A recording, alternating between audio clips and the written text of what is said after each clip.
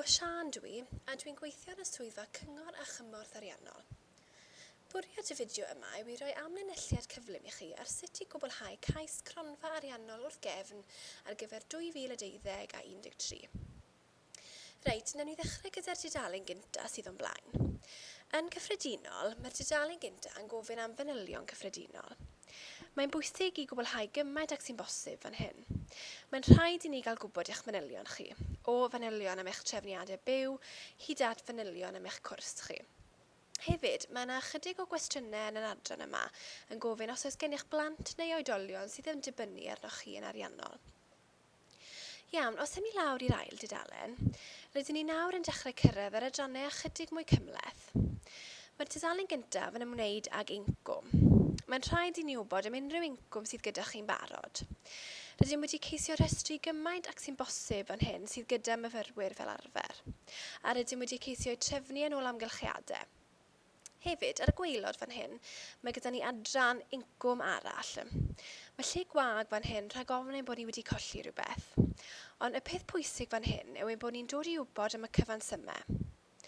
Os yw'r incwm yn incwm megis benthygiad cynhaliaeth neu grantiau, gallwch ddatgan yr eich hafswm y gewch chi am y flwyddyn. A dylai hwn fod ar gael ar eich hysbysiad ariannol chi. Mae angen tystiolaeth arno ni ar gyfer pob incwm, felly eto, ar gyfer y benthygiad cynhaliaeth, bydd angen copi arno mor hysbysiad ariannol yma. Os ydych yn derbyn bwrsariaeth, yna bydd angen y llythyr dyfarnu arno. Mae angen hysbysiadau dyfarnu ar gyfer credydau treth a'r holl bethau gwahanol yma.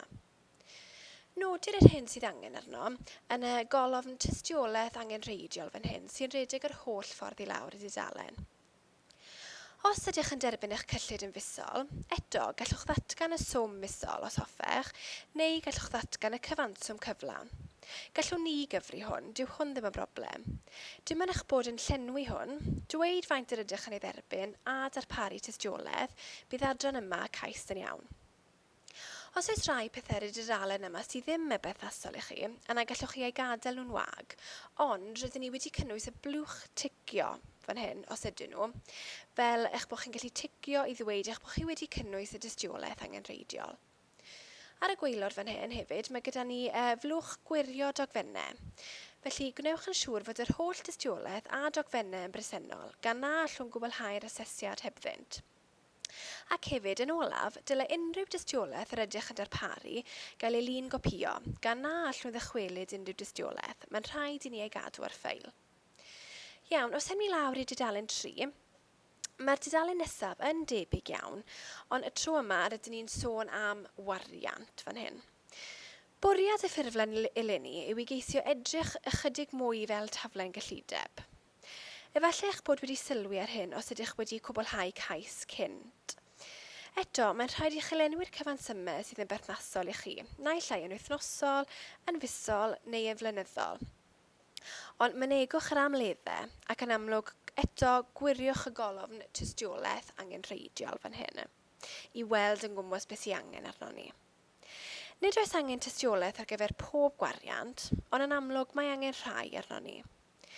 Pan ddewch chi yswiriant a theithio fan hyn, mae'n bwysig eich bod chi'n datgan ym mha fand treth yr ydych chi os oes car gyda chi.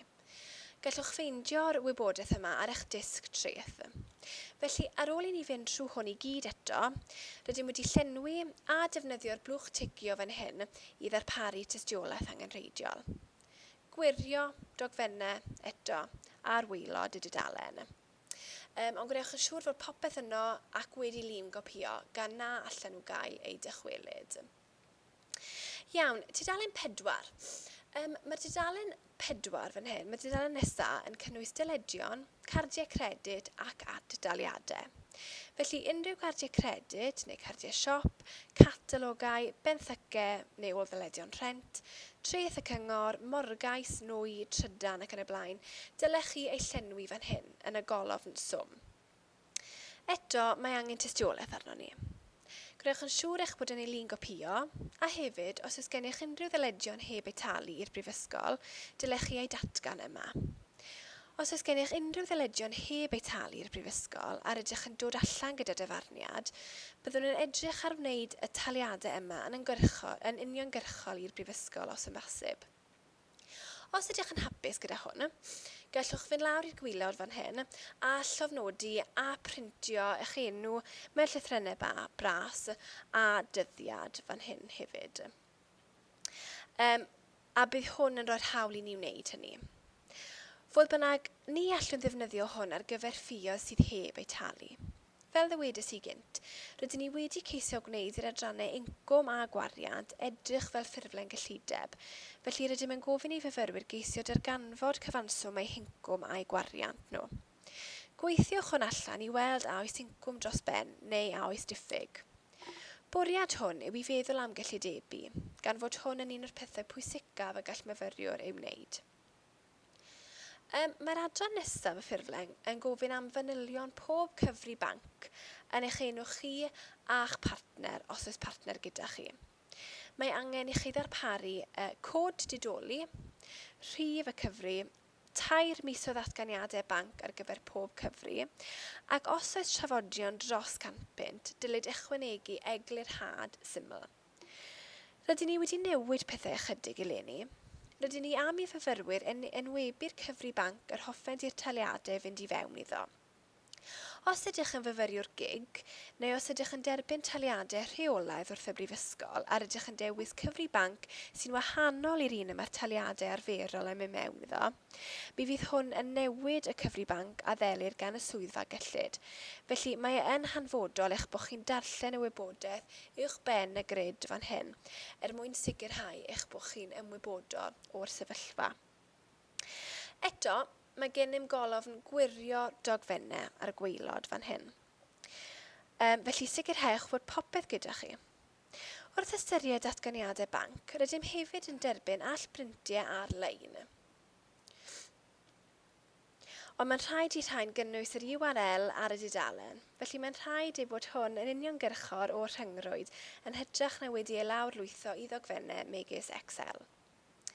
Iawn, os ewn ni mlaen i dudalen 5, rhan nesaf y ffurflen gais yw tystiolaeth y myfyriwr. Gallwch wneud hwn ar y dudalen ar wahân os hoffech. Mae gennym 4 prif bwynt yr hoffwn i chi ateb, ond dyma'r cyfle i chi ddatgan unrhyw wybodaeth y teimlwch sy'n berthnasol i eich cais. Y prif bwyntiau yw'r pwyntiau bwled fan hyn. Felly os teimlwch fod yr amgylchiadau yn berthnasol i chi, gwnewch yn siŵr eich bod chi'n datgan hyn. Ond eto, gallwch ddarparu mwy o wybodaeth os yw'n berthnasol. Os oes gennych unrhyw dystiolaeth ddogfennol i brofi neu gadarnhau'r hyn rydych yn ei ddweud, yna dylech gynnwys hwn fan hyn hefyd. Ar ôl hyn, mae gen i ni gyfres o gwestiynau lawr fan hyn.